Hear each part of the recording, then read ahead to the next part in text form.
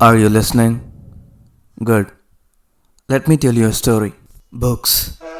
Books are something that I always loved. Being a book lover is a sensual experience. It engages all of the senses and trips all of our pleasure wires. We have a capacity for empathy and emotions that has been honed over a lifetime of caring deeply for others. As a reader, you don't just put yourself in another person's shoes. You disassociate and become someone else. You hand over your heart and mind to an author you have never met, and you trust that stranger to treat you with care. They might break your heart, they might haunt your dreams, they might inspire you to get the job done, they might infuriate you, or worst of all, they might disappoint you. It's a gamble, just like love, and just like life.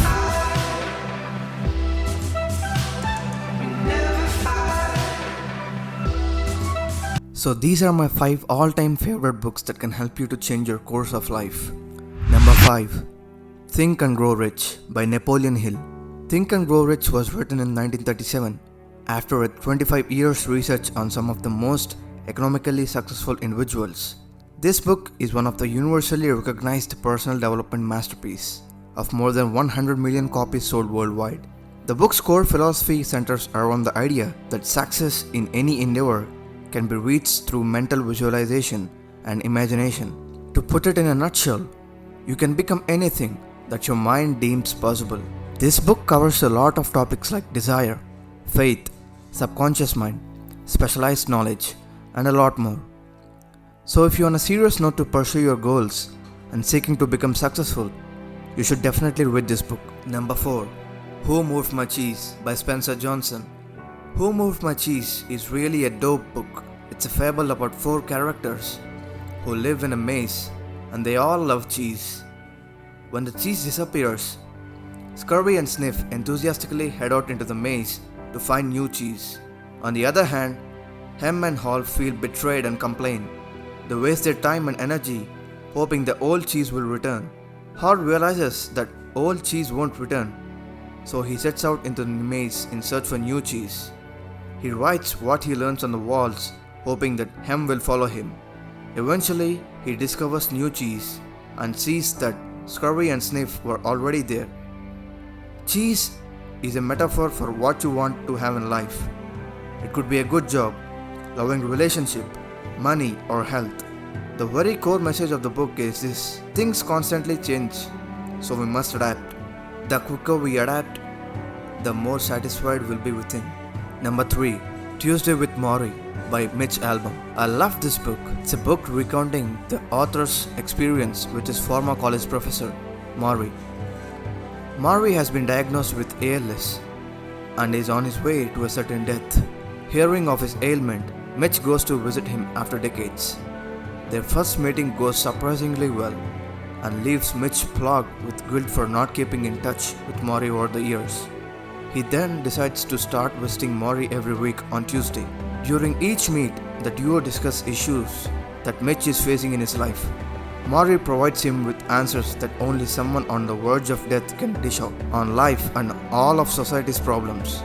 They talk about family, love, death, and everything in between. This book was very thought-provoking and you should definitely give this a try. Number 2. Freedom from the Gnome by J. Krishnamurti. This book revolves around the concept called freedom. What is freedom? When we have the right to do the things as we wish them to. Is that called freedom? Or when we can think and speak about issues on our mind. Is that freedom? Are we actually free? What we do, the things we do, either according to the acceptable notions of society, according to societal idea of virtue, fame or success, or according to our own notions of pleasure, can we say we do it by being entirely free? Can we? Isn't a free mind also free from the burden of accumulated thoughts of all these years of human existence? Can we put aside the long-fed ideals from our psyche and look at the everything afresh? Can we? If we can do that, only then can we be free from the known. This is the crux of J. Krishnamurti's Freedom from the Known. And finally, at number 1, The Alchemist by Paulo Coelho. This is my all-time favorite book. The theme is about finding one's destiny or purpose in life. It's a story about a shepherd boy from Spain whose name is Santiago.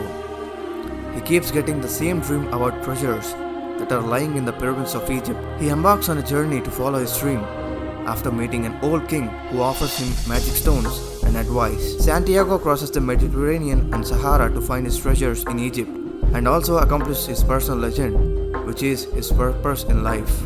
The book details his journey and the various encounters that he experienced when following his dream. Throughout the journey, Santiago meets many people and a lot of difficulty, which ultimately helps him to learn and grow the entire way.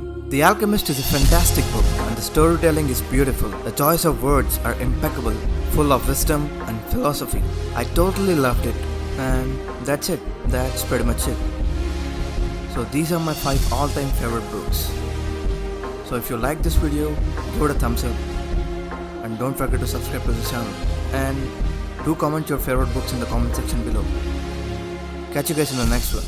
Until then, peace out.